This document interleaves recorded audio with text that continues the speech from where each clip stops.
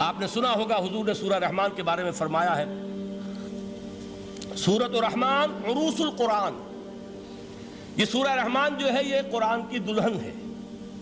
جیسے دلہن کو آپ خوشنما لباس پہناتے ہیں، آراستہ پیراستہ اس کو گہنے اور اس کو زیور پہناتے ہیں، تو جس طریقے سے سجاتے ہیں آپ دلہن کو، اللہ تعالیٰ نے ایک سورت قرآن مجید میں یہ ایسی رکھی ہے سورہ رحمان کہ اسے خوب سجایا ہے.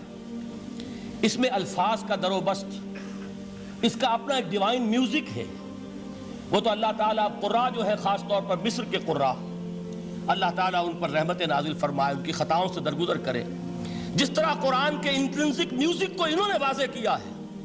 واقعہ یہ ہے کہ اگر یہ لوگ نہ ہوتے، شیخ عبد الباسط محمد عبد الصمد، شیخ محمود خلیل الحصری، یہ لوگ کہ جنہوں نے قرآن کے اس غنا میوزک، یہ لفظ جو ہے آپ حیران نہ ہو کہ میں یہ کوئی شاید توہین کر رہا ہوں قرآن کی، حضور نے یہ لفظ استعمال کیا ہے.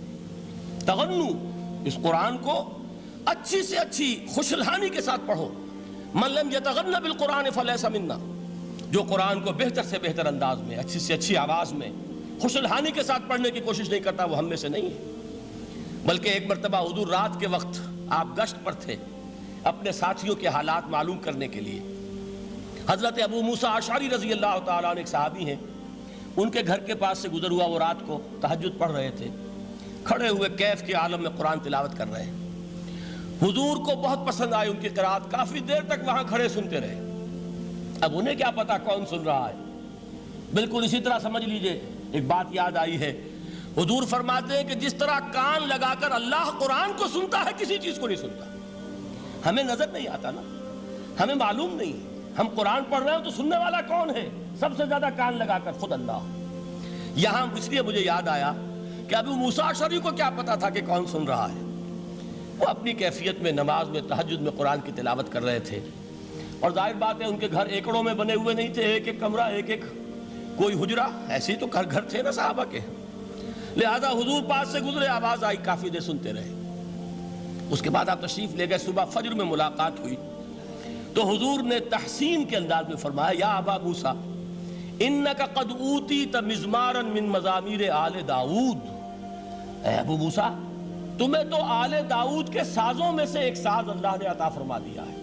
جس طرح حضرت داؤد لہن داؤدی مشہور ہے کہ جب وہ پچھلے پہر رات کو حمد کے ترانے الاپتے تھے، قرآن میں ہے کہ پرندے شامل ہو جاتے تھے ساتھ، اور پہاڑ وجد میں آتے تھے، پہاڑ بھی ان کے ساتھ شریک ہوتے تھے. تو جس طرح کا اللہ نے ان کو لہن عطا فرمایا تھا، حضور نے تحسین کے انداز میں فرمایا ہے ابو موسیٰ اشعری، اللہ نے تمہیں بھی آل داؤد کے سازوں میں سے ایک ساز عطا فرمایا. بہرحال قرآن مجید کا جو یہ میوزک ہے، قرآن کے الفاظ کا جو حسن ہے، جہاں تک حسن معنوی ہے وہ تو ہر لفظ میں ہے، لیکن یہ حسن ظاہری، حسن صوتی، حسن لفظی، یہ اپنے کلائمیکس پر آپ کو نظر آئے گا سورہ رحمان میں. لیکن قرآن میں یہ سورت اس اعتبار سے بھی ممتاز ہے، اس کی 4 آیات پر ذرا توجہ کریں گے، عجیب حقائق سامنے آئیں گے. جہاں یہ قرآن مجید کے حسن صوت اور حسن لفظی کی معراج ہے، وہیں اس کی پہلی 4 آیات میں 4 چوٹی کی چیزوں کا ذکر ہے، سب سے اونچی چیزیں. پہلی آیت کیا ہے؟ الرحمن. ایک آیت ہو گئی. رحمان کیا ہے؟ اللہ کا نام ہے. کبھی آپ نے غور کیا اللہ کے ناموں میں سب سے پیارا نام کون سا ہوگا؟ رحمان. کیوں؟ اس کا مادہ کیا ہے؟ رحمت. ہمیں سب سے بڑھ کر جس چیز کی ضرورت ہے وہ کیا ہے؟ رحمت خداوندی. نام اچھی طرح سن لیجئے اس حضور کے قول کو. حضور فرماتے کوئی شخص جنت میں مجرد اپنے عمل کی بنیاد پر داخل نہیں ہو سکے گا جب تک کہ رحمت خداوندی دستگیری نہ کرے.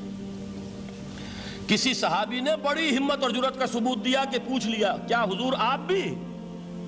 جب آپ نے فرمایا کوئی شخص داخل نہیں ہو سکتا جنت میں محض اپنے عمل کی بنیاد پر جب تک کہ رحمت خداوندی جو ہے وہ دستگیری نہ فرمائے. پوچھا گیا کیا آپ بھی؟ آپ نے فرمایا ہاں میں بھی.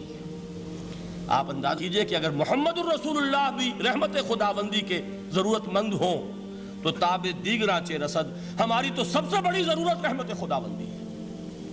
اب یہ رحمت جو ہے قرآن مجید میں اللہ تعالیٰ کی یہ شان 2 الفاظ کے ذریعے سے آتی ہے، رحیم اور رحمان. اور کوئی مادہ نہیں ہے جس سے 2 نام بنتے ہوں اللہ کے. لیکن یہ مادہ ہے واحد رحمت کا کہ جس سے رحمان بھی ہے رحیم بھی ہے۔ رحیم صفت مشبہ ہے، رحمت دائم ہو جائے گی، مستقل ہوگی تو رحیم کہیں گے، اور رحمان اس میں رحمت کی ہے وہ شان ہے کہ جیسے ٹھاٹھے مارتا ہوا سمندر ہو، ہیجان کی کیفیت، طوفانی کیفیت، رحمت خداوندی کا طوفانی جوش، وہ ہے رحمان۔ آپ تو رہتے اس علاقے میں ہیں، آپ کو معلوم ہے عرب اگر بھوکا مرا جا رہا ہو تو کیا کہے گا؟ انا جوعان۔ پیاسا مرا جا رہا ہو انا عطشان۔ بہت غضبناک ہوگا غضبان، غضبان آصفہ قرآن میں آیا ہے، بہت غضبناک۔ رحمان جس کی رحمت جو ہے جوش میں ہے، ٹھاٹھے مارتے ہوئے سمندر کے مانند۔ تو یہ اللہ تعالیٰ کے ناموں میں سب سے پیارا نام۔ اب آگے چلیے، الرحمن علم القرآن، رحمان نے قرآن سکھایا۔ رحمت خداوندی کا سب سے بڑا مظہر، رحمان کی رحمانیت کا سب سے بڑا مظہر قرآن ہے۔ ان میں جو منطقی ربط ہے اس کو سمجھتے جائیے۔ اچھا آپ یہ سوچئے، جو علم بھی انسان کو حاصل ہوا وہ کس نے دیا؟ اللہ نے۔ سائنس کا علم کس نے دیا؟ اللہ نے۔ علم آدم الاسماء کلہا، وہ علم الاسماء جو حضرت آدم کو دے دیا گیا تھا ازل میں، یہ اسی کا ظہور ہے، یہ اسی کی ایکسفولیشن ہے جو ہو رہی ہے اور ہوتی رہے گی ابھی۔ اور دوسرے علم ہے وہ کس نے دی؟ اللہ نے دی۔ لا یحیطون بشیء من علمہ الا بما شاء، مخلوق میں سے کوئی اللہ کے علم میں سے کسی شے کا احاطہ نہیں کر سکتا مگر وہ جتنا اللہ دینا چاہے۔ لیکن یہ کہ تمام علوم میں چوٹی کا علم قرآن، نوٹ کرتے جائیے، اب چوٹی کی چیزیں جمع کیجئے۔ اللہ کے ناموں میں چوٹی کا نام رحمان، اللہ نے جو کچھ انسان کو سکھایا اس میں چوٹی کا علم قرآن۔ خلق الانسان، انسان کو پیدا فرمایا۔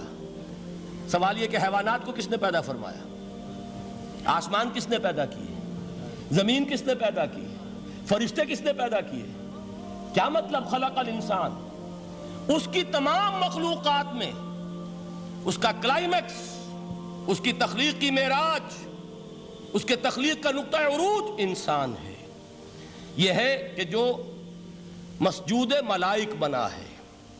وَلَقَدْ كَرَّمْنَا بَنِي آدَمَ وَحَمَلْنَاهُمْ فِي الْبَرِّ وَالْبَحْرِ وَرَزَقْنَاهُمْ مِنَ الطَّيِّبَاتِ وَفَضَّلْنَاهُمْ عَلَى كَثِيرٍ مِّمَّنْ خَلَقْنَا تَفْضِيلًا۔